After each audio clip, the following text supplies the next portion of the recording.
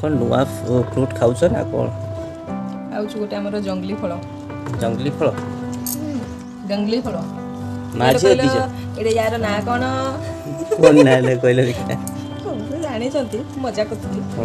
ଏଇଟା ଆମର କେନ୍ଦୁଝର ସ୍ପେଶାଲ ସିଜିନରେ ମିଳେ। ଏଇ ସିଜିନରେ ଖରା ଦିନରେ କେନ୍ଦୁ ବହୁତ ସାରା ଥିଲା, ଆମେ ଖାଇକି ସାରି ସାରିଲୁଣି, ଆଉ ନାହିଁ। ସବୁଠୁ ବେଶୀ ତ ଇଏ ଖାଇଛି ଲାଡୁ। ଏଇଟା ଖାଏ ସେ ମାନେ କେନ୍ଦୁଝର ଝିଅ ନା, ଖାଇବନି କେମିତି? ଆମର ସବୁ ଜଙ୍ଗଲରେ ଯୋଉ ଫଳ ହଉଛି ନା, ଏଗୁଡ଼ା ସବୁ ସିଜିନରେ ବାହାରେ। ଏଇଟା ଏଇ ସିଜିନର ହିଁ ନା, ଆଉ ବର୍ଷ ସାରା ତ ଏଟା ମିଳିବନି।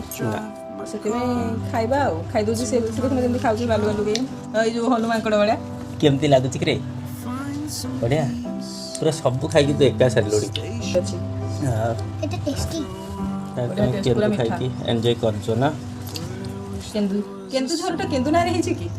ମେ ବି ଯେତେବେଳେ ଛୋଟ ଥିଲି ମୁଁ ଭାବେ କେନ୍ଦୁ ମିଳେ ବୋଲି ବୋଧେ କେନ୍ଦୁଝର ନାଁ ହେଇଥିଲା। କେନ୍ଦୁ ଅବଶ୍ୟ ବେଶୀ ଏପଟେ ବେଶୀ ମିଳିବ।